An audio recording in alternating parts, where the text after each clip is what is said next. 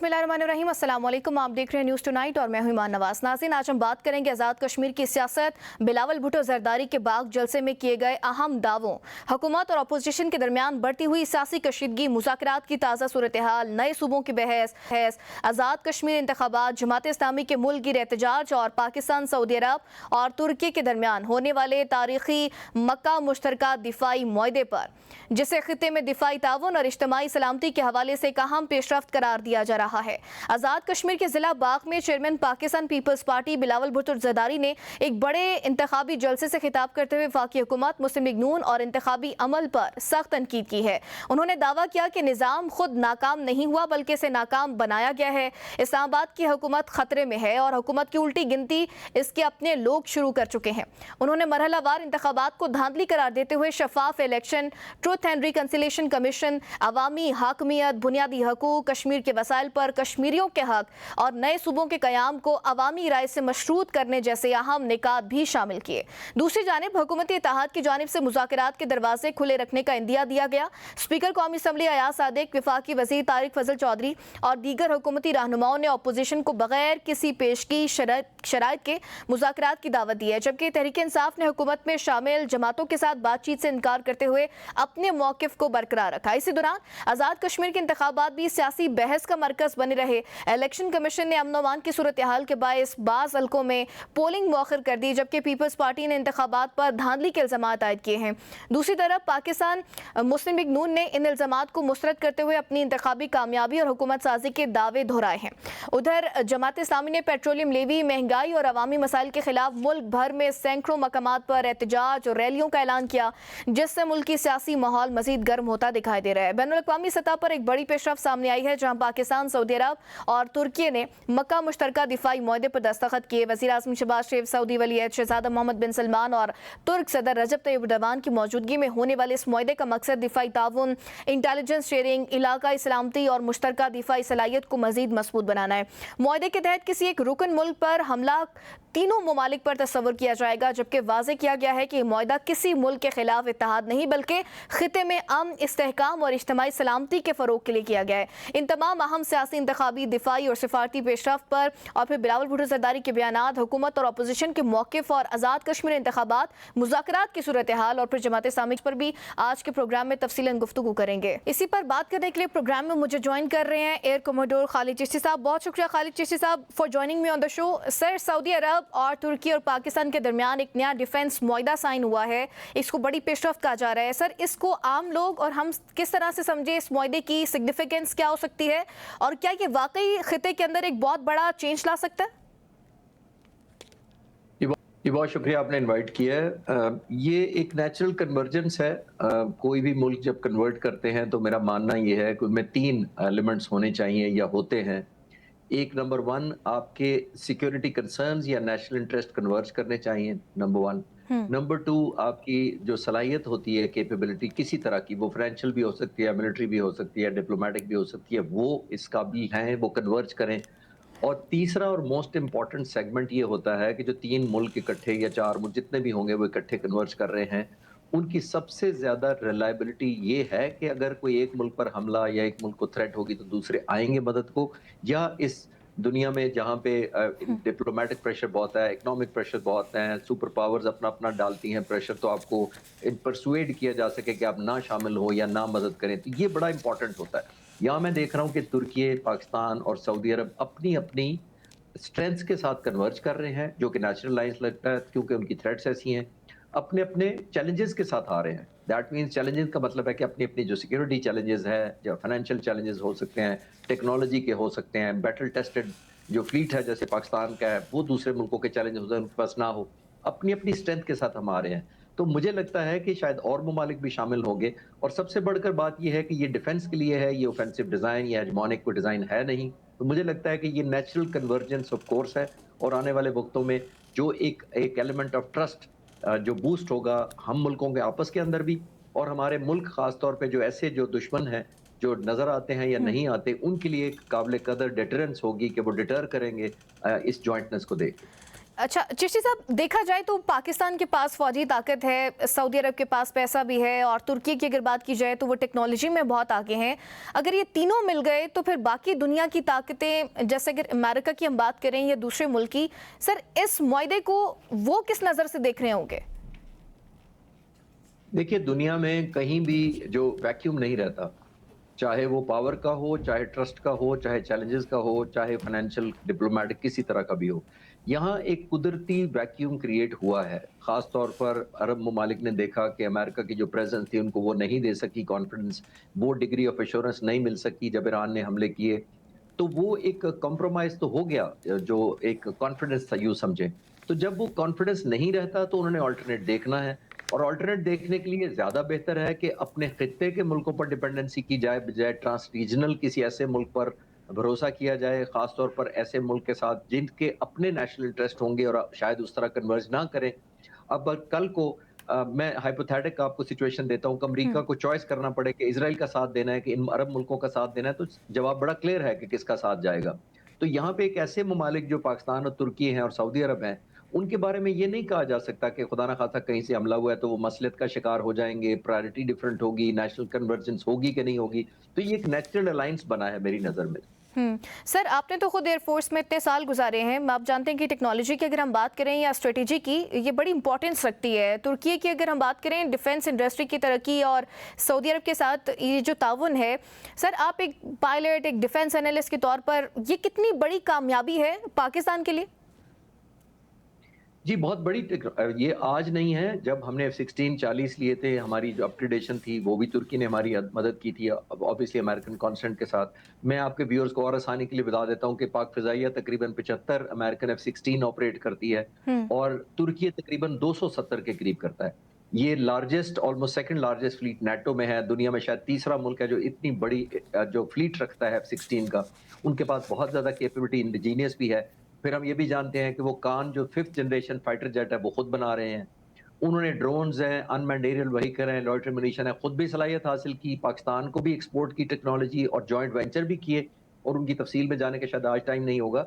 Technology में पाकिस्तान ने बहुत ज्यादा एडवांसमेंट तुर्की की सपोर्ट हासिल की भी है, और म्यूचुअल बायलैटरल है। कई चीजें ऐसी हैं जहां हम कंट्रीब्यूट कर रहे हैं, कई चीजें स्ट्रेंथ ऐसी हैं जो तुर्की कंट्रीब्यूट कर रहा है, और हम दोनों मुल्क मिलकर सऊदी अरब को, जिसके पास फाइनेंशियल रिसोर्सेज बहुत हैं, जहां पे भी हमें जाहिर है फंडिंग की जरूरत पड़ेगी वो सऊदी अरब प्लग कर सकता है। तो हम अपनी अपनी स्ट्रेंथ के साथ कन्वर्ज कर रहे हैं। खास तौर पर जो आपने इशारा किया कि पाकिस्तान का एक्सपर्टीज वॉर टेस्टेड और बैटल हार्डन फौज है हमारी तीनों सर्विसेज, और तुर्की के पास टेक्नोलॉजी है, वेस्टर्न एक्सपोजर है, नेटो की मेंबरशिप है।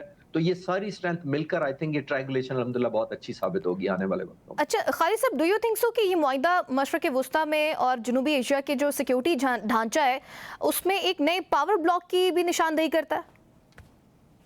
जी, ये तो कुदरती बात है। ये इसलिए कुदरती बात है कि आने वाले वक्तों में जितने चैलेंजेस इन मुल्कों को फेस होंगे, अगर हमने खुद हासिल ना किए तो एक वैक्यूम क्रिएट होगा ऐसे मुल्कों के लिए जिनके डिजाइन शायद हमारे लिए इतने फेवरेबल ना हो। वो अपनी अपनी मसलत के तहत आएंगे, अपने अपने फाइनेंशियल या डिप्लोमेटिक इंटरेस्ट की वजह से आएंगे, और फिर उन्हीं मसलियतों की वजह से आपको बैक ऑफ भी कर जाएंगे। तो आई थिंक ये तो एक डाइवर्सिफाई होना चाहिए। कुदरती अमल है कि जितना खित्ते के मुल्क खुद इंडिपेंडेंस रखेंगे, खुद इन्हिसारी करेंगे, एक दूसरे का ट्रस्ट पर पूरे उतरेंगे, उतना ही ज्यादा बाहर की जो फोर्सेस होंगी, जो नेफेरियस डिजाइन हमारे मुल्कों के खिलाफ रखेगा, उसकी जाहिर साजिशें कामयाब नहीं होंगी। तो ये कुदरती अमल है, मैं तो इसको ग्रो होता देख रहा हूँ। सर स्ट्रेटेजिक ताल्लुकात में कोई डिफरेंस आएगा, तब्दीली आएगी इससे? देखिए, स्ट्रेटेजिक तो होते ही हैं। जब आप डिफेंस कोलैबोरेशन में चले जाते हैं तो एक फाइटर जहाज एक्सपोर्ट करते हैं तो वो 40-50 साल उस फाइटर जहाज की लाइफ होती है। हमें अमेरिका से F-16 1982 में मिले थे, आज 44 साल हो गए हम अमेरिकन F-16 ऑपरेट कर रहे हैं। इसका मतलब ये तो नहीं होता कि एक दफा जहाज आ गए तो हमारा राब्ता खत्म हो गया। ट्रेनिंग होती है, अपग्रेडेशन होती है, सॉफ्टवेयर रिविजन होती है, मॉडर्नाइजेशन होती है, वेपन इंटीग्रेशन होती है। तो बहुत सारी चीजों पर आपका कोलैबोरेशन रहता है, और जब मिलिट्री कोलैबोरेशन होता है तो इकोनॉमिक खुद ही दरवाजे खुलते हैं। सर इसको हम इस जुमले में देख सकते हैं कि ये जॉइंट डिफेंस प्रोडक्शन में इजाफे के लिए भी साबित हो सकता है? जी, लॉन्ग टर्म में तो ज़ाहिर है होगा। ये तो डेफ़िनेटली एक चीज़ दूसरी की तरफ लीड करती है और जितना ज़्यादा आपका ट्रस्ट होगा, उतना ही ज़्यादा ऑब्वियसली कोलैबोरेशन होगी और लॉन्ग टर्म में उतना ही ज़्यादा एक डिटरेंस भी आप क्रिएट करेंगे अपनी कोलैबोरेशन से। ठीक है, बहुत शुक्रिया। Air commodore retired Khalid Chishti साहब हमारे साथ प्रोग्राम में मौजूद थे। कीमती वक्त का बहुत शुक्रिया। और नाज़रीन, इसी के साथ एक छोटी सी ब्रेक लेंगे। ब्रेक के बाद दोबारा हाजिर होंगे। Stay with us.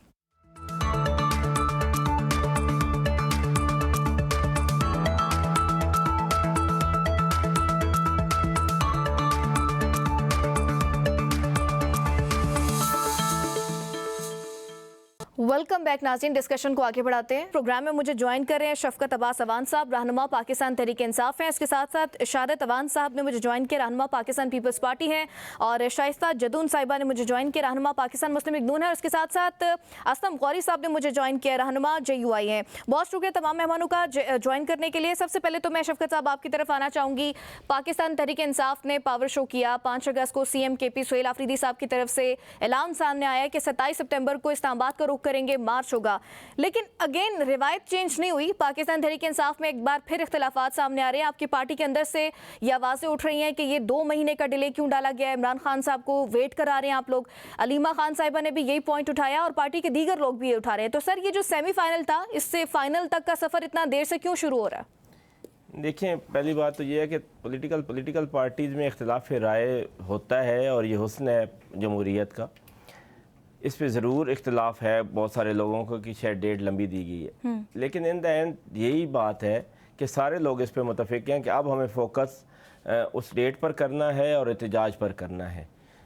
ज़रूर इस बात पे बात हुई है कि ये पहले हो जाना चाहिए, 1 महीना पहले हो जाना चाहिए था, लेकिन अब इंशाल्लाह ताला पूरी पार्टी इस पे फोकस है। हमारा 5 अगस्त का जो शो था वो सब ने देख लिया कि पूरे पंजाब में इतनी फस्तायत, जबर, जुल्म के बावजूद लोग निकले हैं, गिरफ्तारियां हुई हैं, लोगों के घर टूटे हैं, लोगों के कारोबार बंद हो रहे हैं अभी भी, लेकिन उसके बावजूद लोग निकले हैं। और इंशाल्लाह ताला 27 सितंबर को हम निकलेंगे और सिर्फ इमरान खान साहब की रिहाई और असीरान की रिहाई नहीं, ये निज़ाम बदलेगा। वो निज़ाम जो बकौल नकवी साहब बैठ चुका है, जो नकारा हो चुका है, जो हुकूमत के वज़ीर ख़ुद मान रहे हैं, इससे लोगों की जान छुड़वाएंगे इंशाल्लाह।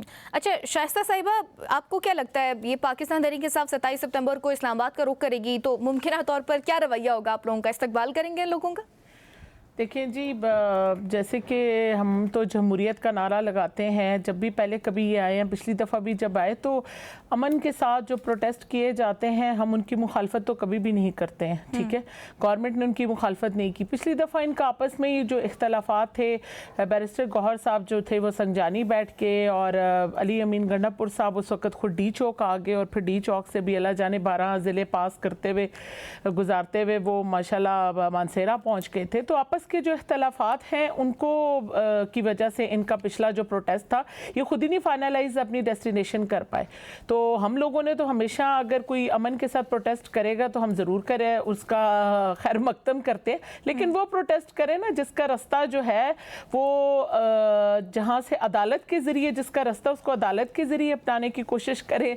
और जो प्रोटेस्ट कर रहे हैं उसमें ये पता चले कि ये प्रोटेस्ट तो बानी को रिहा करने के लिए ये कर रहे थे कि वल्ला ये पाकिस्तान के निज़ाम को दुरुस्त करने के लिए कर रहे हैं। पहले ये फैसला जो है ना वो सुना तो फैसला हो चुका है ना, इमरान खान साहब की रिहाई के लिए निकल रहे हैं।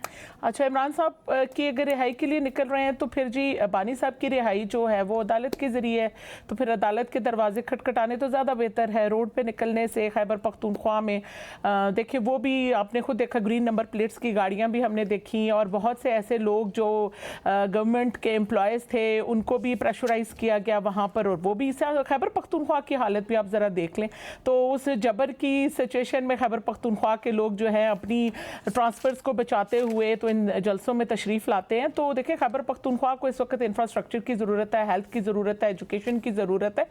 क्योंकि मेरा अपना ताल्लुक़ खैबर पख्तूनख्वा हज़ारा डिवीज़न से है तो मैं भी चाहती हूँ कि मेरा सूबा जो है अच्छे तरीके से तरक्की करे और उसका इतना रेवेन्यू जनरेट हो कि ताकि हमारे नौजवान का मुस्तकबिल भी जो है ना वो संवर सके। अच्छा, मुझे शफकत अवान साहब ये भी क्लैरिफाई करें कि गुज़श्ता रोज़ जो मुलाकात हुई थी तारिक फजल चौधरी साहब की, चीफ ऑफ पार्लियामेंट डोगर साहब की, स्पीकर कौमी साहब असम्बली साहब तो कह रहे हैं कि उनकी मुज़ाकरात की तो कोई दावत नहीं दी है। क्लैरिफाई करें, मुज़ाकरात की दावत नहीं दी गई आपको? देखिए, मुज़ाकरात की दावत देते हैं ये सिर्फ ऑन द फ्लोर, اس کے بعد اب یہ تو بڑی زیادہ بات ہو گئی ہے. میں تو پتہ نہیں کتنے پروگرامز میں طارق فضل چودھری صاحب سے اور دیگر وزراء سے ٹائم بنایا ہے کہ بھائی اب مجھے آج ٹائم دے کے جائیں, آپ مذاکرات کریں گے کب.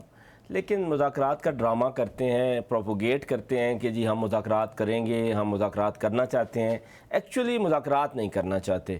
اور اب میرا خیال ہے کہ اب مذاکرات والا یہ جو ڈرامہ ہے اس کو بند ہونا چاہیے.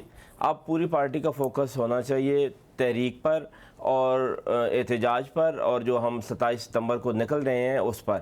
اب اس کے بعد اگر کوئی لالی پاپ لے کر بیٹھ گیا مذاکرات کا تو یہ خان صاحب کے ساتھ بھی زیادتی ہوگی, پارٹی کے ساتھ بھی زیادتی ہوگی, اور ان پاکستانیوں کے ساتھ بھی زیادتی ہوگی جو پس رہے ہیں اس نظام میں, جو نظام کو لانے والے, نظام بنانے والے جو کہہ رہے ہیں کہ یہ نظام ناکارہ ہو گیا ہے, تو جو لوگ اس میں پس رہے ہیں ان کی بھی جان چھڑوانی ہے. اس بات میں کتنی صداقت ہے کہ کسی اہم شخصیت کی, 2 اہم شخصیت کی کہہ رہے ہیں, جس میں ایک محسن نقوی صاحب کا نام آ رہا ہے کہ ان سے سی ایم کے پی کی ملاقات ہوئی تھی 5 اگست سے پہلے, اور ان کے کہنے پر یہ اتنی لمبی ڈیٹ دی گئی ہے؟ دیکھیں میں تو بالکل نہیں سمجھتا کوئی ایسی بات ہوگی, اگر ہوگی تو سامنے آ جائے گی. لیکن ڈیٹ لمبی ہے, لیکن ڈیٹ تو دی ہے. آخر احتجاج کا انہوں نے اعلان کیا ہے, یہ تو نہیں ہے کہ انہوں نے کہا ہے کہ ہم احتجاج نہیں کریں گے. اس بارے میں تو بالکل کوئی رائے نہیں دیتا, اور میرا نہیں خیال کہ سی ایم صاحب نے کسی سے پوچھ کے کوئی ڈیٹ دی ہے یا کوئی ایسی بات. چلیں میں شادد صاحب آپ سے بھی اس پر ایک کامنٹ لینا چاہوں گی. 27 ستمبر کی جو کال پاکستان تحریک انصاف نے دی ہے کہ اسلام آباد کی طرف مارچ کریں گے, اور اب تو وہ کہہ رہے ہیں کہ پوری تیاری کے ساتھ آئیں گے, اور یہ ایک دن کی تحریک نہیں ہوگی یا ایک دن کا جلسہ نہیں ہوگا. باقاعدہ وہ شفیع جان صاحب کہہ رہے تھے, ان کا اسٹیٹمنٹ میں نے سنی کہ ہم پوری تیاری کے ساتھ آئیں گے, ٹینٹ بھی لے کر آئیں گے اور پورا اپنا انتظام کر کے آئیں گے, اب ہم واپسی نہیں ہے ہماری. تو آپ کو لگتا ہے کہ اس سے کوئی فرق پڑے گا یا کوئی پریشر ڈیولپ ہوگا, یا یہ پی ٹی آئی کے لیے درست ہے اس وقت؟ اور جو سی ایم کے پی نے اپنے جلسے میں اپنی تقریر میں جو مطالبات رکھے ہیں کہ عمران خان صاحب سے ملاقات کرائی جائے, ان کو طبی سہولیات دی جائیں, ان کی ذاتی معالجین جو ہیں ان تک رسائی دی جائے, ان کے فیملی کو ان سے ملنے دیا جائے. شادد صاحب مجھے بتائیں کہ پیپلز پارٹی ہمیشہ سے یہ کہتی ہے نا کہ جمہوری پارٹی ہے, ان کے کون سے ناجائز مطالبات آپ کو لگتے ہیں جو یہ سامنے رکھ رہے ہیں؟ دیکھیں سب سے پہلی بات تو یہ ہے کہ اس میں تو کوئی شک نہیں ہے کہ احتجاج جو ہے وہ جتنی سیاسی پارٹیز ہیں ان کا یہ حق ہے, اور جو جائز احتجاج کرنا جو ہے جو کہ عوام کے لیے تکلیف کا باعث نہ بنے, اس کے لیے میرے خیال ہر ایک کو اجازت ہونی چاہیے. لیکن جہاں تک اسلام آباد کی بات ہے, اسلام آباد کی حد تک تو جو ہے پی ایم ایل این نے ایک قانون پاس کیا ہے کہ یہاں ڈی چوک تک جو ہے وہ کوئی نہیں احتجاج وغیرہ کر سکتا. تو اب آپ نے پی ٹی آئی کے لیے بات کی ہے تو میڈم جدون صاحبہ نے اس بات کا جواب دے دیا, لیکن پھر بھی میں ریکال کرتا ہوں کہ 2022 23 24 25 اور یہ جو 5 اگست جو ہے 26 اس تک جتنی احتجاج کی کال, لانگ مارچ, جیل بھرو تحریک, جو کچھ بھی ہم نے سنا تو وہ خالی اعلانات کی حد تک تھا. کیونکہ پی ٹی آئی جو ہے ان کے پیش نظر جو ہے جو کیوں کرتے ہیں کہ سب سے پہلے تو جو ان کا امپریزنٹ جو لیڈر ہے اس کی رہائی کے لیے, دوسرا وہ شفاف انتخابات کا مطالبہ کرتے ہیں, اور تیسرا جو ہے وہ حکومت کے جانے کے لیے اپنی ایفرٹس کرتے ہیں. تو پچھلے ان 5.5 سالوں میں یا یہ سمجھ لیں کہ 24 سے لے کر آج تک تو میرے خیال میں اس قسم کی ان کی کوئی کاوش جو ہے وہ بر نہیں آ سکی ہے. تو یہ اس کے اوپر جو ہے اتنا جو ہے وقت وہ دینا, وہ آپ نے پوچھا تو ہم نے یہ بتا دیا, یہ پی ٹی آئی کے لیے ہے کہ وہ جائز جو ہے اپنا احتجاج کرے, اور جو گورنمنٹ کے لیے ہے کہ امن و امان کو قائم رکھے. اسلم غوری صاحب, یہ خبر بھی ہم نے سنی تھی, بلکہ شفیع جان صاحب نے یہ کہا تھا کہ جے یو آئی سے ہم رابطہ کریں گے اور ممکنہ طور پر آپ لوگوں کو بھی شامل کیا جا سکتا ہے اور ایک گرینڈ الائنس کی صورت میں سامنے آیا جا سکتا ہے. سر یہ تصدیق یا تردید کیجیے گا کہ ابھی تک پاکستان تحریک انصاف نے آپ سے کوئی رابطہ کیا ہے, یا آپ لوگ اس تحریک میں شامل ہو سکتے ہیں پاکستان تحریک انصاف کے ساتھ؟ پاکستان تحریک انصاف اور جے یو آئی کے درمیان مسلسل رابطے ہیں, اور گو کہ کچھ فاصلے ہم نے بہت کم کیے ہیں, اور رابطے دن بدن بڑھ رہے ہیں, اور اس سلسلے میں ہماری کچھ کمیٹیاں بھی موجود ہیں جو آپس میں معاملات کو طے کر رہے ہیں. چونکہ ہم پی ڈی ایم میں رہے ہیں, اور پی ڈی ایم میں جو ہمارے ساتھی تھے انہوں نے جو ہمارے ساتھ سلوک کیا, تو وہ کہتے ہیں نا کہ دودھ کا جلا چھاچھ بھی پھونک پھونک پہ پیتا ہے, تو اس لیے ہم ذرا پھونک پھونک کے قدم بڑھا رہے ہیں آگے, ورنہ ہمارے درمیان شاید کب کا کسی طرح کے اتحاد جیسے پی ڈی ایم کا تھا یا کس ٹائپ کے ہوتے ہیں وہ کب کا ہو چکا. ہم کرنے چاہ رہے ہیں بیرینہ رابطے کے لیے, اور آگے بڑھنے کے لیے، تاکہ اس وقت جو ملک کی صورتحال ہے، ملک میں جنہوں نے یہ نظام بنایا، جنہوں نے ہائیبرڈ نظام بنایا، وہ بھی اب کہہ رہے ہیں کہ یہ نظام جو ہے یہ زمین بوس ہو چکا ہے۔ میں سمجھتے ہیں اس صورتحال میں ہمیں سوچنا ہوگا کہ اس میں اپوزیشن کا رول بہت امپورٹنٹ ہے۔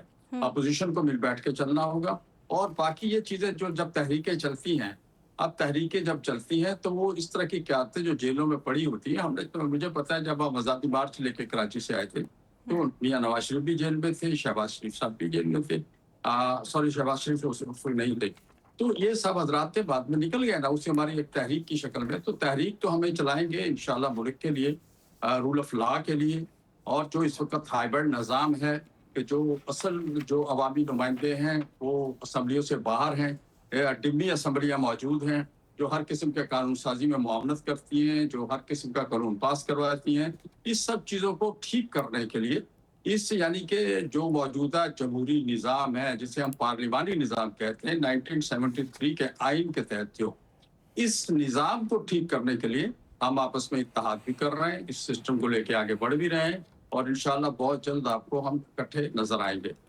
اس کے بعد باقی رہ گیا 27 سپتمبر والا معاملہ۔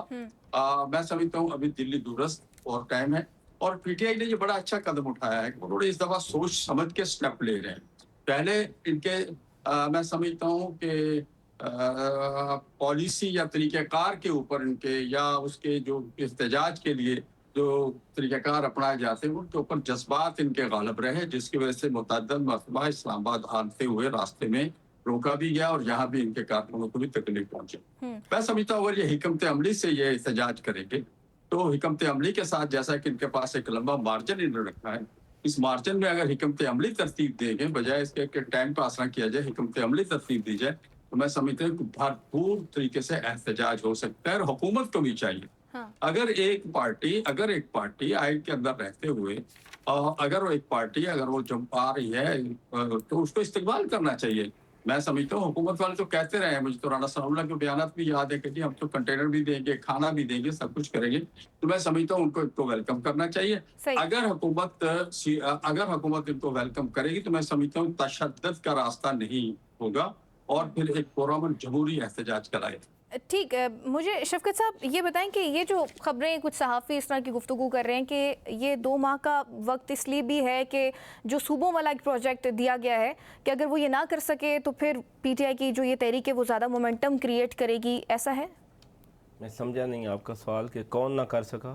یہ پیپلز پارٹی اور نون لیگ اگر یہ پروجیکٹ کو مکمل نہ کر سکے، کیونکہ فواد چودھری صاحب نے بھی یہ کہا تھا کہ صوبے والے معاملے پر پاکستان تحریک انصاف جو ہے، میں سمجھ گیا ہوں آپ کی بات، جی بڑی معذرت کے ساتھ شہادت عوام صاحب سے میری بہن سے، یہ کریں گے اور ضرور کریں گے، کیونکہ جنہوں نے لا کے بٹھایا ہے ان کا پروجیکٹ ہے، اور اس پروجیکٹ کو یہ پایا تکمیل تک پہنچائیں گے۔ یہ 2-4 دن نامنا کر رہے ہیں اپنے لوگوں کو مطمئن کرنے کے لیے، نہیں پیپلز پارٹی تو ریزسٹ کرتی ہوئی نظر آ رہی ہے۔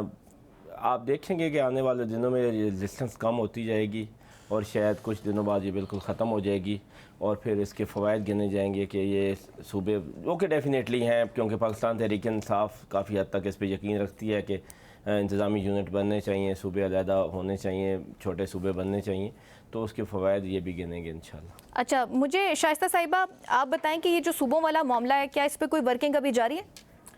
جی بالکل، جس طرح صوبے بنانے کا ذکر چل رہا ہے جی کہ مختلف سیگمنٹس بننے چاہیے گڈ گورننس کے لیے، لیکن ابھی ہمارا جو سیاسی ظاہری بات ہے جو ہمارا ایک ہوتا ہے بیان ہوتا ہے پارٹی کی طرف سے، وہ جلد از جلد سب کے سامنے آ جائے گا۔ ہم لوگ پہلے بھی کبھی پاکستان کی بہتری کے لیے ہم نے ہر قدم اٹھایا ہے، اور ہمیں کسی نے بھی قلم پکڑا کر یہ نہیں کہا کہ آپ نے یہ ڈیسیژن کرنا ہے۔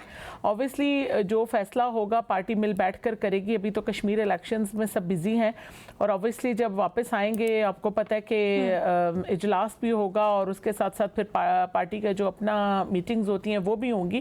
تو ابھی تو سب آپ کو پتہ ہے کہ ابھی ہمارا تیسرا مرحلہ جو ہے اس کا انتظار ہے، اور ابھی تو ہماری پارٹی جو ہے وہ کشمیر कश्मीर इलेक्शंस के साथ है। बाकी आपको पता है जिस तरह मेरा ताल्लुक सूबा खैबर पख्तूनख्वा से है, तो हम तो अपने पहले भी सूबा हज़ारा की डिमांड पहले से कर रहे हैं, ठीक है, बेस्ट गवर्नेंस के लिए, क्योंकि हमने उसकी डिमांड की है। तो जो फैसला किया जाएगा ऑब्वियसली सबके सामने किया जाएगा, कोई कलम पकड़ा के किसी से फैसला नहीं करवा सकता। और हमने अभी तक इसके इख्तलाफ राय करके कोई इतना बड़ा बयान भी नहीं दिया है। जब ये चीज़ मुद्दा डिस्कस होगा आफ्टर द कश्मीर इलेक्शन, तो definitely it's in front of everyone. लेकिन बिलावल भुट्टो साहब ने तो आज भी तकरीर में यही कहा है कि आप लोगों की उल्टी गिनती के दिन शुरू हो गए हैं। और बहुत सारी पीपल्स पार्टी के रहनुमा की मैंने स्टेटमेंट सुनी। नदीम अफजल चंद साहब भी यही कह रहे थे कि इत्तेहाद मज़ीद जब इलेक्शन हुआ करते हैं तो ये एक जमहूरियत का हुस्न है। जब इलेक्शन होते हैं तो हर कोई पार्टी अपना एक सियासी तो मतलब ये इलेक्शन तक है, पॉलिटिकल कैंपेन वो चला रहे हैं। बाकी उल्टी गिनती होगी तो पहले तो बिलावल साहब गिनती का लफ्ज इस्तेमाल कर रहे हैं, तो सीधी गिनती कर लेते हैं, 1 2 3 4 कर लेते हैं। इसकी तो कोई बात नहीं है, वो तो टिक टॉक कर रहे थे तो सीधी गिनती कर लेंगे, कोई ऐसी बात नहीं। तो फिर नंबर 1 पे आपको पता है कहाँ से शुरू होगा, 2 पे, 3 पे, 4 पे, ऐसी बात नहीं है। ज़ाहिर बात है इख्तलाफात ज़रूर होते हैं, पार्टीज के दरमियान भी आ सकते हैं जब इलेक्शन कैंपेन्स होती हैं। सिर्फ इलेक्शंस तक है ना, मैं आपसे यही क्लैरिफाई कर रही हूं। नहीं, सिर्फ इलेक्शंस तक नहीं है, इख्तलाफात देखिए पहले भी आते रहे, कई ऐसी बातें होती हैं। जब भी कोई सेशन था बजट का, कोई चीज़ें ऐसी होती हैं, हर पार्टी की अपनी आइडियोलॉजी होती है, उस पर वो बात भी करते हैं, तो डेफिनेटली बिल बैठ के फिर उन मसाइल का हल भी निकाला जा सकता है। अच्छा शाहिद साहब, मुझे ये बिलावल भुट्टो साहब ने आज तकरीर की है, दोबारा से उन्होंने ये बार बार वो फॉर्म 47 का एक बात कर रहे हैं कि ये फॉर्म 47 की हुकूमत है। तो सर फिर पीपल्स पार्टी की मजबूरी क्या है? नदीम अफजल चंद साहब भी यही कह रहे हैं कि इत्तेहाद मजीद नहीं नज़र आ रहा, ये ज़बरदस्ती की शादी है और अब जो है हमें नहीं लग रहा कि हम इसमें स्टे कर सकेंगे।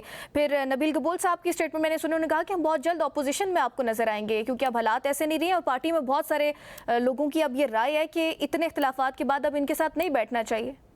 देखिए, 2 बातें की हैं। सबसे पहले तो आपने जो है मेरे दोनों कोलीग से सूबों की बात की है, तो उसके लिए मैं ये याद करवाऊँ कि केपी जो है, केपी ने 2 रेजोल्यूशन किए हैं हज़ारा सूबे के लिए। अच्छा। और जिस तरीके से शफकत अवान साहब ने फरमाया है कि इनकी गवर्नमेंट जो है अपने दौर में इंतज़ामी यूनिट और सूबों के लिए तैयार थी। हाँ। तो सबसे पहले तो ये है कि मैं ये कहूँ कि इसका मतलब हज़ारा सूबा जो है, जो कि ऐन कानून आइन के मुताबिक है, वो सूबा बनना चाहिए। उसके बाद मैं अगर आपको याद कराऊँ, 2012 में जो जनूबी पंजाब और बहावलपुर सूबा है, उसके लिए पंजाब असम्बली ने 2/3 मेजॉरिटी के साथ रेजोल्यूशन पास किए थे।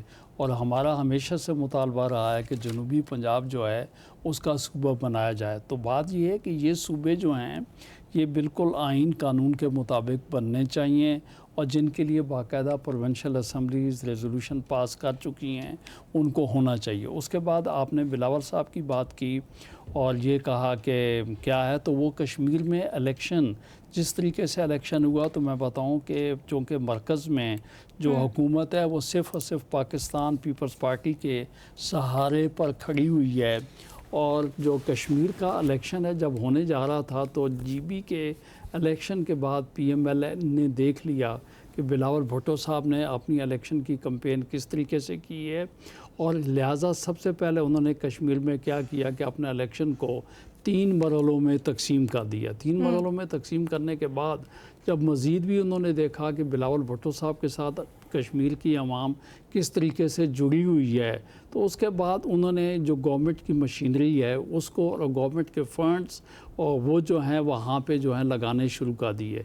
तो डेफिनेटली ये भी जब हुआ, तो जो पहला मरहला इलेक्शन का आया, तो आपको याद होगा कि उस दिन जो है हमारे कारकुन शहीद हुए, वर्कर जो हैं ज़ख्मी हुए, हमारे जो पोलिंग स्टेशन थे उनके ऊपर हमारे पोलिंग एजेंट्स जो हैं उनको नहीं बैठने दिए गया, हमारा एक एमएनए है वो इंजर्ड हो गया। ये सारी सूरत हाल जब चलती रही तो हमने ये देखा कि ये बात ये है कि इनके पास 2 हुकूमतें तो हैं, पंजाब की हुकूमत है, मरकज़ की हुकूमत इनके पास है, उसके बावजूद जो है ये इलेक्शन को जो है किस तरीके से क्लिक करके कश्मीर में हुकूमत बनाने के दरपे हैं।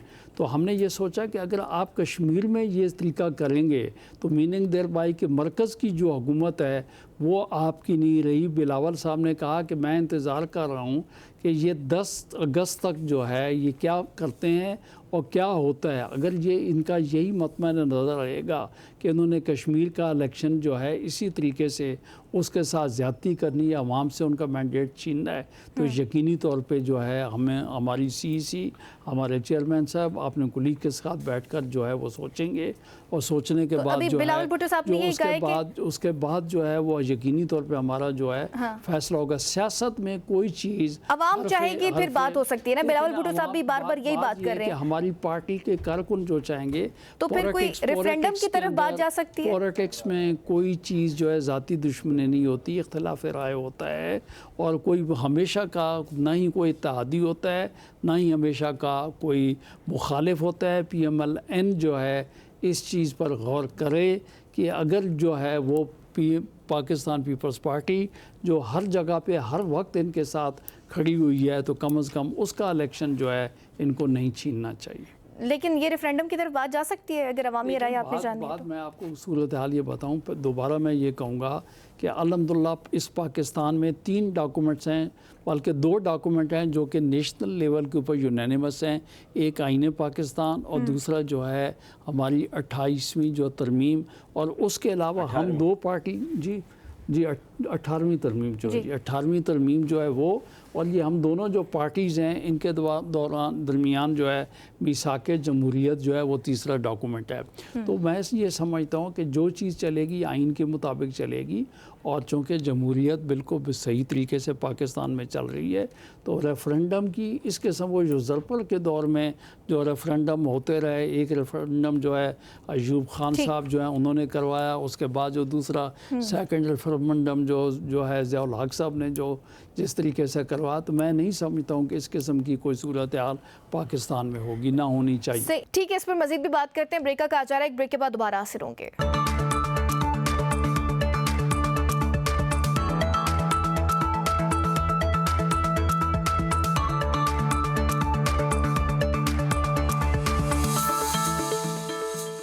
ویلکم بیک ناظرین، ڈسکشن کو آگے بڑھاتے ہیں۔ اسلم غوری صاحب، مولانا فضل الرحمان نے بھی ڈائریکٹ مخالفت نہیں کی، انہوں نے کہا کہ مشاورت سے حل کیا جا سکتا ہے یہ مسئلہ۔ آپ کو لگتا ہے کہ یہ صوبے ہی جو ہے وہ عوامی مسائل کا حل ہے؟ دیکھیے، پہلی بات یہ ہے کہ صوبے بن کہاں رہے ہیں، بنا کون رہا ہے؟ ایک شوشہ چھوڑا گیا ہے۔ اصل بات کریں، حکمران جو ہمارے دونوں بڑی پارٹیاں موجود ہیں جو وفاق میں حکومت کر رہی ہیں، یہ بتائیں قوم کو کس کے آڑ میں کر کیا رہے ہیں؟ آپ کو پتہ ہے کہ یہ دونوں پارٹیاں، پیپلز پارٹی اور مسلم لیگ نون، اگر یہ صوبے بناتی ہے تو ان کی سیاسی خودکشی ہوگی۔ یہ ادھر ادھر نہ گھمائیں کہ جی فلاں نے اسمبلی نے پاس کیا یا فلاں نے نہیں پاس کیا۔ سندھ کے کتنے صوبے بنانے کے لیے پیپلز پارٹی کے دوست تیار ہیں، کھل کے بات کریں۔ مسلم لیگ نون جی ٹی روڈ کی پارٹی ہے اور سینٹرل پنجاب کی پارٹی ہے۔ آپ کو پتہ ہے کہ مسلم لیگ نون کو اگر یہ صوبے بنائے تو مسلم لیگ نون سندھ پنجاب کے سر پہ وفاق میں حکومت کر رہی ہے، پورے سندھ سے ایک سیٹ اس کے پاس نہیں ہے۔ بلوچستان سے سیٹیں کتنی ہیں، کے پی کے سے کتنی ہیں؟ تو کیا مسلم لیگ نون خودکشی کرے گی سیاسی؟ یہ کس طرح کی باتیں ہیں؟ میں تو حیران ہو رہا ہوں سن کے میرے دوستوں کی پارٹیسپینٹ کی باتیں۔ اور میں ایک بات اور کہوں، یہ یہاں کشمیر کی باتیں کریں، جو کشمیر میں لاکھوں لوگ روڈ پہ بیٹھے ہوئے وہ انسان کے بچے نہیں ہیں جو روز لاشیں اٹھا رہے ہیں؟ ان کو نظر نہیں آ رہا؟ ایک وفاقی حکومت میں بیٹھا ہوا، ایک آزاد کشمیر کی حکومت میں بیٹھا ہوا، یہ نورا کشتی چل رہی ہے۔ انہیں اپنے منہ سے اقرار کیا کہ الیکشن تک ہم ایک دوسرے کے خلاف بیان دیں گے۔ مجھے آپ کو شاید یاد ہے یا نہیں یاد ہے، میں نے گلگت کے الیکشن سے قبل یہ بات کہہ دی تھی کہ ایک معاملہ طے پا چکا ہے کہ گلگت بلتستان کی حکومت پیپلز پارٹی کو دی جائے گی اور آزاد کشمیر کی حکومت مسلم لیگ کو دی جائے گی۔ اور آج آپ کے سامنے یہ سب نورا کشتی ہے، کچھ نہیں۔ ابھی خود انہوں نے کہا کہ جی فلاں تاریخ گزر جائے اس کے بعد معاملہ ٹھیک ہو جائیں گے۔ تو ہمیں بیوقوف بنایا جا رہا ہے، قوم کو بیوقوف بنایا جا رہا ہے۔ کسی کی ٹک ٹک شروع ہو گئی ہے، کسی کی الٹی گنتی شروع ہو گئی ہے، کسی کا کچھ شروع ہو گیا، تو حقائق تو کچھ اور ہیں۔ وہ تو آپ اور میں دونوں یہ اقرار کر رہے ہیں میرے حکومتی ارکان کہ جی بس وہ تاریخ گزر جائے گی الیکشن کی۔ بھائی الیکشن لڑنے کے لیے ٹک ٹک اور الٹی گنتی نہیں ہوتی۔ الیکشن لڑنے کے لیے قوم کو بتایا جاتا ہے کہ ہم یہ الیکشن لڑ رہے ہیں، ہمارا منشور یہ ہے، ہمارے جیتنے کے بعد آپ کو یہ ملے گا۔ یہ نہیں ہوتا کہ ایک دوسرے کی ٹانگیں کھینچیے، یہ سب ٹوپی ڈرامہ ہے۔ آپ کو پتا ہے گلگت کے الیکشن کو درمیان بالکل بیچ میں جس وقت وہ تحریک گلگت کے الیکشن کے لیے کمپین چلی تھی، میاں صاحب بیچ میں سے چلے گئے تھے۔ جب ان کو پتہ لگا کہ معاملہ طے ہو گیا وہ چلے گئے۔ اور کیا اس طریقے سے گلگت میں میاں صاحب نے یا مریم نواز صاحبہ نے کمپین کی جیسے کشمیر میں کر رہے ہیں؟ तो ये एक खेल है, आप सबको पता होना चाहिए 2024 में क्या हुआ। ये 2024 का तसलसल है। ठीक। हम ये बेशक ये कहें कि ये सिस्टम कोलैप्स हो गया है, ये सिस्टम बनाने वाली भी ये हैं, उसको इस्तेहकाम देने वाली भी ये हैं, उस सिस्टम को चलाने वाली भी ये हैं। और यही देखिए कल तक 28वीं तरमीम पे दोनों पार्टियों ने हाथ जोड़ के ओके किया। पहले तो दोनों पकड़े हुए थे, फिर दोनों ने हाथ जोड़ दिए। मैं समझता हूँ असल आप बात करें, कौम को बताएं कि इन सूबों की आड़ में आप करना क्या चाहते हैं। क्या आप कराची को वफाक के हवाले करना चाहते हैं? क्या आप गवादर को वफाक के हवाले करना चाहते हैं? क्या आप NFC अवार्ड में तरमीम करना चाहते हैं? असल बात पे आए जो करना आप चाह रहे हैं। इस वाले से भी तो बातें की जा रही हैं, ये पोर्ट्स के वाले से भी तो कहा जा रहा है कि फेडरल टेरिटरी की भी बातें हम सुन रहे हैं। बिल्कुल जी, पूछ में देखा ना ये वो देखे आज तो वहाँ इलेक्शन मुलतवी कर दिया स्टेप बाय स्टेप। कभी इस डिवीजन से जीत लो, फिर इस डिवीजन में इलेक्शन करा लो। आप जाए वहां देखें, आप जो लोग गए, BBC के नुमाइंदे ने क्या रिपोर्ट दिए, सबने उनको ना कुछ भी नहीं हो रहा, ना कोई अवाम निकल रहे घरों से बाहर, घरों पे तार लगे हुए हैं और लोग इलेक्शन वहां जा नहीं रहे पोलिंग स्टेशनों पे, तो इलेक्शन तो हो रहे हैं। शफकत साहब, आपने तो चले इलेक्शंस का बायकॉट कर दिया है, आप तो मैदान छोड़ दिया आपने, लेकिन आपसे एज अ फिर सीनियर सियासतदान मैं पूछ सकती हूँ कि जब आज़ाद कश्मीर में चल रहा है सब कुछ, एक दूसरे पर इल्ज़ामात हैं, उल्टी गिनती के दिन शुरू हो गए हैं, फिर मोहसिन नकवी साहब का बयान के सिस्टम कोलैप्स कर चुका है, ये जो लड़ाई चल रही है आप इसमें किसके साथ हैं? हम लड़ाई के साथ हैं, हम तो किसी के साथ नहीं हैं। लेकिन मसला ये है कि आज जो कुछ कश्मीर में हो रहा है, हमने पहले ही कहा था कि ये सिस्टम इस काबिल नहीं रहा कि ये कोई इलेक्शन करवा सके।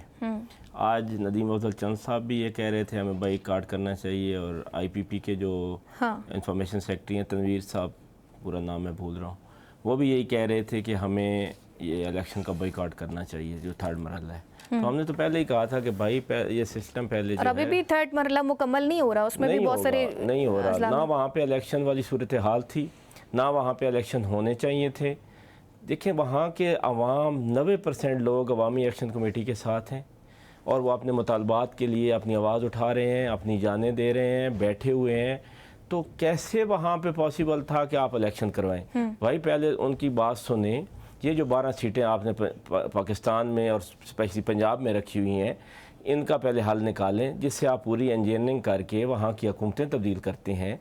अब वहाँ इन सीटों के होते हुए वहाँ पे बेमानी है इलेक्शन, तो जब तक इनका हल नहीं होता, उनके हकूक़ माने नहीं जाते या वो सेटल नहीं होते, वो अपने घरों को वापस नहीं जाते, तो आपने खाली डिब्बों का इलेक्शन करवाना है। भाई लोग तो सारे एहतजाज पे हैं, कुछ एहतजाज पे हैं, कुछ बैरून मुल्क हैं। तो इसलिए जो कुछ इलेक्शन वहाँ पे हुआ है, समझ नहीं आ रहे ना। बिलावल भुट्टो जरदारी साहब जिस तरह से कह रहे थे धांधली कराना चाहते थे, इसलिए ये 3 मरहलों पे किया है। इलेक्शन कमिश्नर से हमारे प्रोग्राम में मौजूद थे, उन्होंने कहा तमाम स्टेक होल्डर्स मौजूद थे, उनकी मुशावरत से ये फैसला किया गया था। देखिए ये तो फिर बिलावल जरदारी साहब, मैं समझता हूँ एक पार्टी के लीडर हैं, वो बिल्कुल ऐसी कोई गलत बात तो कम से कम नहीं करेंगे अगर वहाँ पे मौजूद हों और वो कहें, या उनका नुमाइंदा मौजूद हो और वो कहे कि 3 मरहलों में करवाए जाएं और फिर उसको वो डिनाई करें। मैं इस बात को डिनाई करता हूँ।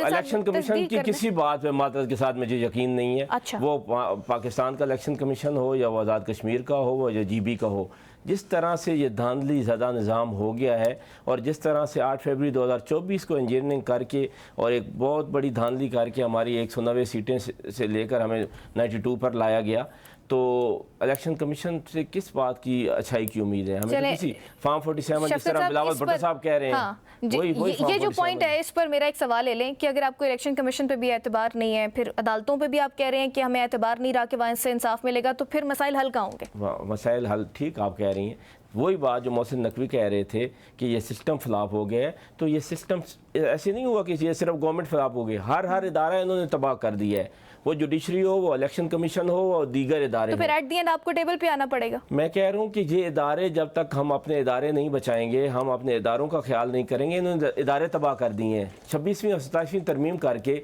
जो बेड़ा गर्क जुडिशरी का किया गया है वो आप सोच भी नहीं सकते।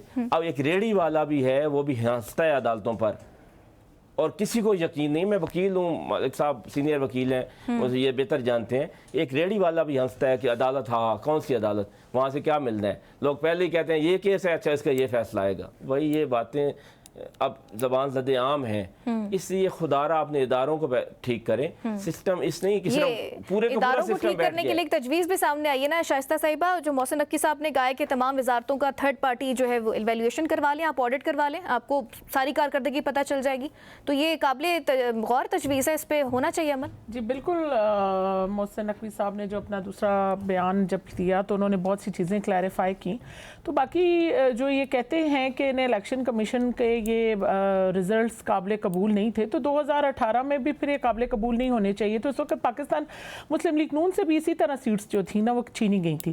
اور جہاں تک کشمیر کی بات ہے تو لوگ جہاں تک کشمیر کی پھر آپ لوگوں نے اس وقت ایکسیپٹ بھی کیا ہے نا، آپ لوگوں نے مزے سے اس وقت سیٹیں بھی لی ہیں، اس وقت آپ کو سارے نظام بھی درست لگتے تھے. ہمیں بھی نظام جب ملا تھا پی ڈی ایم میں تو بڑا جس وقت پاکستان ہمارے حوالے کیا گیا تھا اس وقت وہ بھی وینٹیلیٹر پہ ہچکولے ہی لے رہا تھا پاکستان اس وقت جب ہمارے حوالے کیا گیا تھا.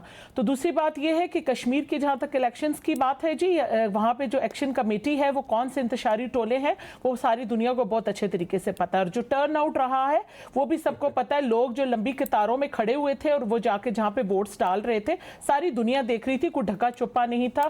وہاں پہ بھی تمام میڈیا اسی طرح موجود تھا اور تمام لوگوں نے میڈیا کوریج بھی دیکھی ہے، اور لوگ جو ووٹ ڈالنے چاہ رہے تھے وہ بھی بتا رہے تھے. اور جو وہاں پہ جلسے ہوئے مریم نواز صاحبہ کے، جب سردو اور اس کی بات اس وقت تو میڈم مریم نواز کا آپریشن ہوا تھا اور وہ بیمار تھی، ظاہری بات ہے وہ وہاں پہ نہیں جا سکتی تھی. اور جب کشمیر میں وہ ٹھیک تھی، سب کو پتا تھا کہ ان کی سرجری ہوئی ہے، تو وہ اس وجہ سے وہاں پہ نہیں گئی تھی. اور جب کشمیر الیکشنز میں گئی ہیں تو لوگوں نے ان کا استقبال کیا ہے، وہاں پہ لوگ ان کے کام سے خوش ہیں. تو اب جو کام کرتا ہے وہ دکھتا ہے. پنجاب میں وہ کام کری ہے تو دکھ رہا ہے. اس میں ابھی ہم کسی کے اوپر طنز و مزاق کریں، اس کے کام کو پیپلز پارٹی کہتی ہے لالچ دے کر آپ لوگوں نے لوگوں کو اپنی طرف مائل کیا ہے. لالچ کی بات تو نہیں ہے. جب آپ کوئی کام کرتے ہیں تو اس کو لالچ میں لے آئے، جب کام نہ کریں تو نظام فرسودہ ہو جاتا ہے.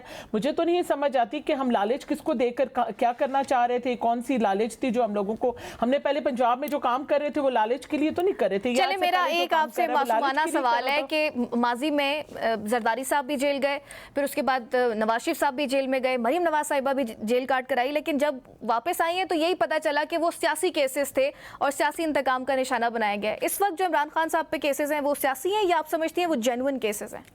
دیکھیں جی، جو کیسز ان کے اوپر بنے ہوئے ہیں وہ انصاف کے لیے کٹہرے میں جا کر کھڑے ہوں، انہیں خود پتہ چل جائے گا کہ وہ کیسے کیسز تھے. جو ان کے کیسز تھے وہ سب کے سامنے آ چکے ہیں، ٹھیک ہے. اور جب ہم عدالت کے دروازے اسی طرح ہم بھی اس وقت جا کے کھٹکھٹاتے تھے جس وقت میاں محمد نواز شریف صاحب جیل تھے، پابند سلسل تھی مریم نواز صاحبہ، تو ہم ان سے ہم تو کوئی سیاسی انتقام ان سے نہیں لینا چاہتے. ہمیں ہماری حکومت ملی ہے، ہم اپنی حکومت کریں، ہم ان سے سیاسی انتقام لیں گے. وہ تو جو آپ کرتے ہیں اس پہ کیا پشیماں ہونا، اس کا خمیازہ بھگت رہے ہیں. چلیں دل بڑا کر کے پھر ان کی ایک ملاقات کرا دیں، کیونکہ کافی مہینے سے ان کی ملاقات نہیں ہو رہی ہے. تو ملاقات کے لیے جائیں، اپلیکیشن دیں، جائیں ملاقات. متعدد بار دی ہے، کورٹ آرڈرز ہوتے ہیں پھر بھی نہیں ملنے دیتے. اڈیالہ جیل کے باہر کھڑے ہونے سے تو ملاقات نہیں ہوتی، ملاقات کے رستے ہوتے ہیں. جیل توڑنے سے ہوگی.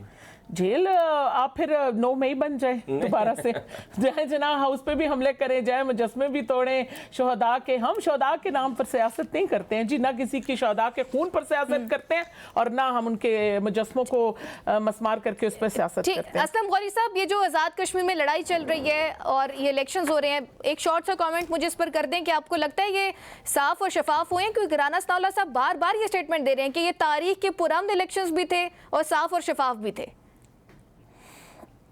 صاف اور شفاف ہے. خود ان کا اتحادی جناب بلاول بھٹو صاحب کہہ رہے ہیں کہ صاف اور شفاف ہے. خود آپ کے چینل پہ بیٹھے ہوئے اس وقت جو میرے ساتھی ہیں شاہد عوان صاحب کہہ رہے ہیں کہ صاف اور شفاف ہے. تو یہاں پر جو لوگ اس وقت بیٹھے ہوئے ہیں ان میں سے میرا خیال پی ٹی آئی کے دوست بھی اور میں بھی، تو ہم سب یہی کہہ رہے ہیں صاف اور شفاف ہے. تو مسلم لیگ تو صحیح بات کر رہی ہے. تو مقصد یہ ہے کہ وہ کہتے ہیں نا جی کڑوا کڑوا تھو میٹھا میٹھا ہاپا. اب تو انہوں نے جو کچھ انتہا کی ہے یہ میں سمجھتا ہوں کہ اس سے زیادہ زیادتی نہیں ہو سکتی. مسلم لیگ نے شاید ماضی سے کچھ نہیں سیکھا، 90s کے دور کو وہی اسی سلسلے کو چلا رہے ہیں. اور پیپلز پارٹی اور مسلم لیگ کا یہ جو میں سمجھتا ہوں کہ عجیب و غریب سا اتحاد ہے، اور کسی نے کان سے پکڑ کے دونوں کو بٹھا دیا کہ بیٹھو حکومت چلاؤ، اور جب تک وہ چلا رہی ہے چلیں گے. اس کے بعد وہی ہوگا، وہ کہے گا میں اس کو گریبان سے پکڑے گھسیٹوں گا، وہ کہے گا میں اس کے گریبان سے پکڑے گھسیٹوں گا. تو ان کی پرانی لینگویج ہے، پرانا سٹائل ہے. बात यह है कि हमने ये सोचना है कि मुल्क कहाँ जा रहा है। मैं समझता हूँ कि मुल्क को हमें बचाना होगा। मुल्क को इस तरह से कोलैप्स कह देना, एक जिम्मेदार मिनिस्टर खड़ा होकर कहता है कोलैप्स है, और फिर उसके सामने जो लोग बैठे हुए, मैं आज एक और बात आपके चैनल से कहना चाहूंगा कि आप उनके सामने जो लोग बैठे हुए थे वो अपने सीवियां पेश कर रहे थे। वो कह रहा था 4 MPS हमें मिलने चाहिए, वो कह रहा था 10 MPS मिलने चाहिए, वो कह रहा था हमें MNAs मिलने चाहिए। हालांकि कारोबारी और बिजनेसमैन हजरात इस वक्त ना सिर्फ असम्बलियों में मौजूद हैं, सेनेट में मौजूद हैं, सूबाई असम्बली में मौजूद है, बल्कि मिनिस्टर भी हैं और वो चैम्बर ऑफ कॉमर्स के जिम्मेदार हैं। लेकिन अफसोस की बात है, वहां जो लोग बैठे थे उनकी अक्ल और दानिश को मैं सलाम करता हूँ कि जब ये कहा गया कि मोहसिन नकवी साहब ने फरमाया कि सिस्टम कोलैप्स कर गया, तो ये रोने का मुकाम था, ये शोक का मुकाम था, ये अफसोस का। वो तालियां बजी और ठट्ठे लगे, आप वीडियो निकाल रहे, वीडियो निकाल के चलाने। तो इस तरह के लोगों में बैठ के जिस तरह से वफाकी मिनिस्टर साहब ने बात की है, तो आप इनका अंदाजा लगा सकती हैं कि मैं पहले भी कह चुका हूँ, अब भी कह रहा हूँ कि इनको पता होगा कि बिहाइंड द सीन क्या हो रहा है, आप आने वाले दिनों में देख रहे हैं कि कोई मुश्किलात होंगी सिस्टम के लिए?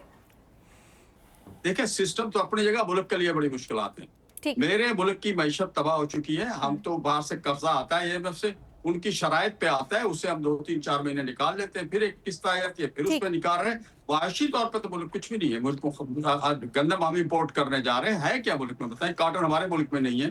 तो मईशत तो तबाह है आपकी जी। ठीक, शाहिद साहब मुझे आप एक शॉर्ट सा कमेंट इसी पर कर दें। देखिए, सबसे पहली बात तो ये है कि जितनी पॉलिटिकल पार्टीज़ हैं उनकी क़यादत जो फ़ैसला करती है वही उसी फ़ैसले के तहत लोग इकट्ठे होते हैं और यकीनन इक़्तिदार के लिए लोग पॉलिटिक्स करते हैं। मैं समझता हूँ PDM में असलम गौरी साहब की पार्टी जो है वो हमारे साथ PDM में पलसर इक़्तिदार रही। बाद में अगर जो है किसी पार्टी के साथ कोई उनका PML के साथ उनकी एडजस्टमेंट नहीं हो सकी तो वो अलग बात है। ये एक हकीकत है कि पाकिस्तान जो है अंदरूनी तौर पर इस वक्त जो हमारी माशियत की सूरत हाल है या अंदरूनी जो अवाम गरीब लोग हैं उनकी जो सूरत हाल है उस पर हमें तवज्जो देने की ज़रूरत है। लेकिन बात यह है कि आलमी तौर पे अगर आप देखें, अगर आप जो है फोर्सेस के हवाले से, सरहदों के हवाले से देखें तो पाकिस्तान को अल्लाह ने बहुत ज़्यादा इज़्ज़त बख्शी है। लेकिन अगर आप जो है 10 अप्रैल 2022 के बाद जो पाकिस्तान देखें उस वक्त हम कहाँ पे खड़े हुए थे और आज हम कहाँ पे हैं, तो मैं समझता हूँ हम थोड़ा बहुत आगे बिल्कुल गए हैं। हमें कोशिश करनी चाहिए, जमहूरियत की पटड़ी चलनी चाहिए। हमारा सिर्फ कहना ये है कि इलेक्शन फ्री एंड फेयर होने चाहिए। इलेक्शन के अंदर किसी पार्टी को जो है उसका मैंडेट जो है वो नहीं छीनना चाहिए, खा वो हमें चारों में से किसी की भी पॉलिटिकल पार्टी हो। तो हमारा जो गिला शिकवा कश्मीर में है वो आपके सामने नूरा कुश्ती नहीं हो सकती। कोई अपनी जो है पॉलिटिकल पार्टी जो है अपने इक़्तिदार की खातिर इस किस्म की कोई सूरत हाल नहीं करेगी। बहरहाल जिन लोगों की जो अपना सिस्टम हो या अपना उनका तरबियत हो या कुछ हो तो उस हिसाब से करते हैं। लेकिन पाकिस्तान पीपल्स पार्टी तो असूल के लिए अपनी जान देने के लिए भी खड़ी हो जाती है और हम जमहूरियत के लिए आगे आए हैं और जमहूरी निज़ाम के लिए हम खड़े रहेंगे। वैसे मुझे याद आ रहा है शफकत अवान साहब, आपने बाकायदा तौर पर एक प्रोग्राम में कहा था ना कि अगर पीपल्स पार्टी को इतने इख्तिलाफात हैं तो बिलावल भुट्टो साहब ने भी हाथ बढ़ाया था आप लोगों की तरफ, तो आपने ही कहा था ना कि आईनी ओहदे छोड़ दें तो आप लोग रेडी हैं। इस तरह की ऑफर मेरे ख्याल है आपने दी थी, मुझे याद आता है। आए अपोजिशन का किरदार अदा करें। हम तो सारी पार्टीज़ को ये दावत दे रहे हैं कि आएँ और इस मुल्क को बचाने के लिए और गरीब आदमी के लिए आएँ हमारे साथ अपोजिशन में। मेरे बड़े भाई शहादत अवान साहब 10 अप्रैल 2022 का जिक्र कर रहे थे, तो बिल्कुल पाकिस्तान इतना आगे गया है कि 6.2 पे GDP थी, आज 3 पे है। खतरा गुर्बत 21% पे था 9 अप्रैल 2022 को, आज 50 को टच कर रहा है। ज़राअत का भट्ठा बैठ चुका है। सनत जो है वो 50-60% मुल्क में बंद हो चुकी है। बाहर से सरमायाकारी जो है वो बिल्कुल नहीं आ रही। हमारी जो एक्सपोर्ट है वो बढ़ रही है, एक्सपोर्ट कम हो रही है और इंपोर्ट जो है वो दिन ब दिन बढ़ रही है। हम ज़री मुल्क होने के बावजूद गंदम बाहर से मंगवाने के लिए अब फिर तैयार हैं। तो ये हमने सफर किया है इन 4 सालों। ठीक हो गया, बहुत शुक्रिया तमाम मेहमानों का प्रोग्राम में ज्वाइन करने के लिए। इसी के साथ नाज़रीन प्रोग्राम का वक्त खत्म हो गया। अपनी मेज़बान ईमान नवाज़ को दीजिए इजाज़त। अपना ख्याल रखेगा। अल्लाह ने के बान।